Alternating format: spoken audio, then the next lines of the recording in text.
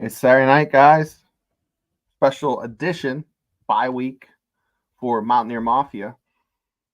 Lots to talk about. NICCO. NICCO or not to NICCO? That's the question. Also, crazy day in the Big 12. We'll get to it. Stay tuned.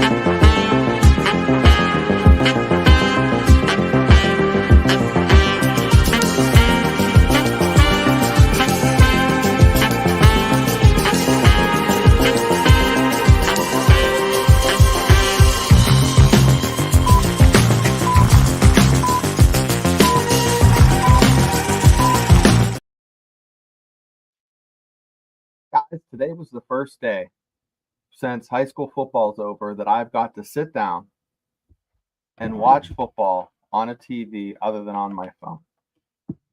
Fantastic. And what did I watch? I watched Ohio State and Penn State. And the question I have for Mountaineer fans, do you think Neil Brown is a better coach than Franklin at Penn State? That is a good one. Because, apples and oranges. If Neil Brown was put at the helm of Penn State and had those resources, what kind of coach would he be? We have to ask ourselves that question and be a little bit humble. Because Mountaineers, we take it for granted as Mountaineer fans that every year is going to be a bowl. Every year is going to be 8-9 wins. But in today's day and age with NIL, there's the haves and have-nots. Is West Virginia in the latter category? That's a good question. So I'm going to start off the show by talking about the crazy day in Big 12. Had two upsets, if you call it upsets. So I'm going to share my screen. We'll get to it. So let's talk about these crazy football conference that we have here. This is the standings. I'm going to talk about the games here in a minute, but these are the current standings. West Virginia is way down here, tied with Cincinnati. Now, Joey and I, when we did the show back in May, we had West Virginia and TCU in the bottom tier, and they're smack dab in the middle. Look at this. These were four teams. I was crowing about Kansas. Everybody was crowing about Arizona. I wasn't. I was singing the praise to Oklahoma State, how good they were. They're 0-5. They haven't won a conference game. Utah, with an easy schedule. I guess it's not so easy. They're 1-4. UCF had a big win. So we're going to go through the Big 12, exactly what each one of these guys did today. So BYU, of course, is the belle of the ball. Let's talk about Iowa State. Iowa State today.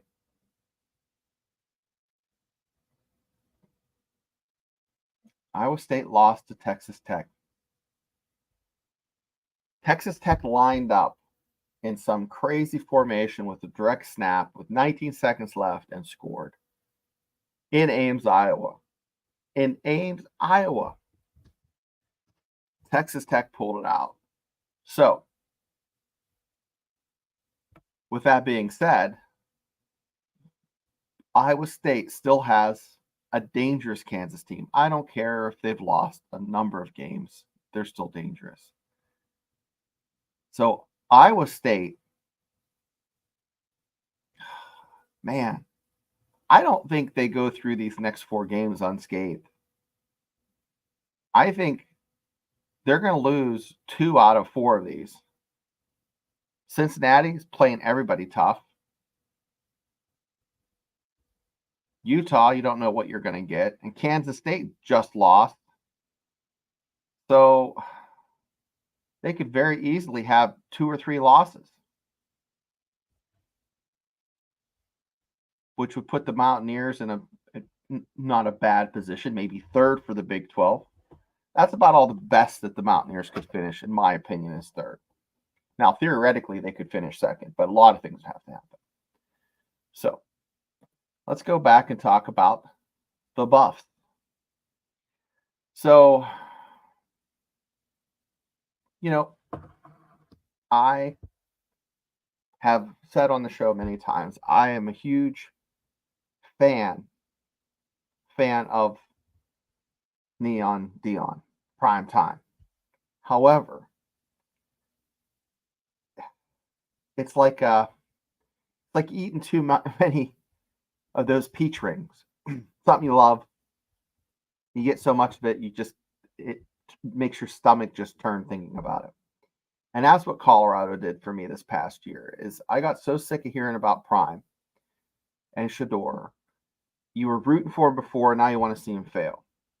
But they're here, and they're a relevant team.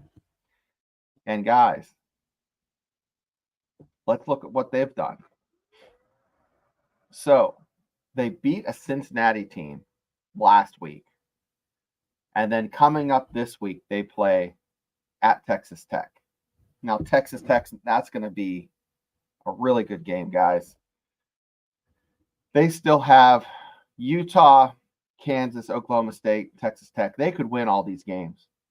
You could look at a one conference loss Colorado team, a 1-loss overall Colorado team making the playoffs. I would have to eat crow. Big slice of humble pie right here. So before we move on, I'm going to go to the chat real quick. Jackson Johnson, thank you for popping in. Yes, Jackson and me were both big on the Kansas Lance Leipold wagon. Let's go back. We are going to look at. Let's look at this schedule for the Buffs. So yeah, guys, they get Utah at home, they get Oklahoma State at home, and they play Kansas and Kansas City. Not Lawrence. Are they? I don't know. That's a head scratcher. But yeah, they could win this out. No kidding there, kids. Let's talk about Kansas State. Sitting at 4-2. They lost this week. And who did they lose to? Well, no other than, yes, they lost. And they lost to BYU. We know that. And Houston. It was an ugly, ugly game. I tuned in, was watching. I'm like, there's no way that they can lose this because Kansas just scored, or Kansas State just scored. This has to be, it's just a fluke. They're gonna pour it on in the 3rd quarter. Well, it didn't happen. 24-19. Houston hung on to beat Kansas State. They still play Arizona State, Cincinnati, and Iowa State. So Kansas State, I'm sorry, you're going to lose another game. You're going to have 3 losses to Cincinnati and Iowa State. Just hate to say it. You're going to lose either to Cincinnati or at Iowa State. And I'm thinking Iowa State's going to hang it on you. Not looking good. So right here you have Kansas State's going to have at least 3 losses. Colorado might have 2. They'll be tied with West Virginia. Tiebreaker goes to Colorado because they have more wins overall, sitting at 6-2. Iowa State, guys, they might have 2 losses. They might be sitting at 3 losses in the conference. So we got Cincinnati and Texas Tech looking like they still have a chance. Well, let's see if Texas Tech has a chance, because guess what? They play the Mountaineers to finish out the season, but they also play Oklahoma State and Colorado. Look, that's a tough schedule for them.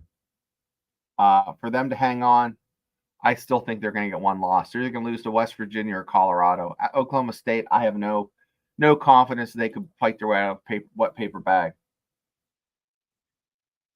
Let's look at Cincinnati. We know that they were grossly underrated.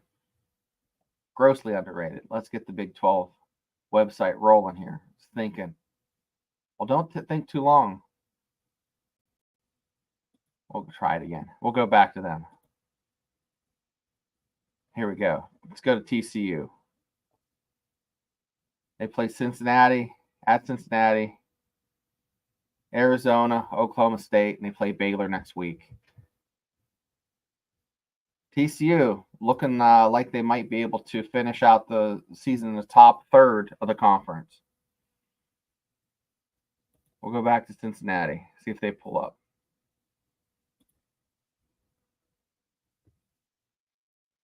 So Cincinnati lost by 1 point to Pittsburgh. We remember that game. Texas Tech was a nail biter. They lost that one. They lost to Colorado. So they have 2 losses in the conference. They still got to play Kansas State, Iowa State, West Virginia, and TCU. So sorry, Cincinnati. If you beat West Virginia, you're still going to lose to Iowa State or Kansas State, one of those 2. Doesn't look good for you guys.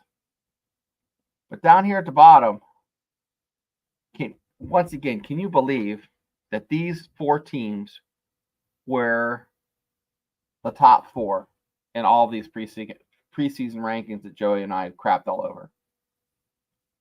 We screamed that Utah was overrated, but Jackson Johnson was one of our accomplices in the Kansas. We were all over Kansas. We thought Kansas was second coming of the 96 Cornhuskers. We thought they were going to be really good. Arizona, I wasn't picking up what they're putting down, but I thought they would be better than 1-5. And my God, Oklahoma State, we thought you would be 4-1. But let's get into Mountaineers. So my thumbnail said we're going to do a prediction, guys. NICCO or not to NICCO. So with Neil Brown firing his defensive coordinator, it seems like we're in an alternate Marvel universe. And all of a sudden, he's real cagey he's always cagey about the injuries, but you don't have to be specific on injuries in college football. But he wants to wait for Garrett Green to be better before he makes a decision. I'm going to be honest with you. I really like what I've seen with NICCO. He is putting the ball where only his receiver can catch it, taking care of the ball, throwing sharp, crisp passes. What do they say? Thread the needle? That's exactly what he's doing. So let's look at this last half of the last 4 games. So the Mountaineers pulled out Arizona, and Arizona got blasted by UCF today. I think it was like 42-6 when I turned it off. They're getting just blasted. So if the Mountaineers go into Cincinnati, NICCO is starting, NICCO does well and wins, you ride that guy to the end of the season. Because Baylor, which we had highlighted as just a pushover game, it's no longer looking as much of a pushover. UCF just owned a team that West Virginia had problems with in Arizona. Yes, they played at the Bounce House, but come on. That was a blowout. Texas Tech just beat a team that West Virginia didn't even sniff success in the second half. So this looks like a 500 record if you're a betting man. With NICCO, you go 3 for 4. Can you go 4-0? I don't think that's going to happen, ladies and gentlemen. Not going to happen. The Mountaineers are going to lay an egg in one of these games. But even if they go 3-1 for the rest of the season, that puts them in a nice bowl. Does that save Neil Brown's job? I think it does. If you look at the dollars and cents and the coaches that are available, they're gonna stick with Neil Brown. Neil Brown will make a few changes for his assistants, shuffle some stuff around. He'll start making when your job is riding on decisions, you're going to make those decisions. So he's going to call the offensive plays, of course, going into next year if he's here. You have NICCO. You have Trottier coming back, but, you have some holes in the secondary. And, we like to crap on Jordan Leslie, but he really hasn't had much to work with other than Beanie Bishop.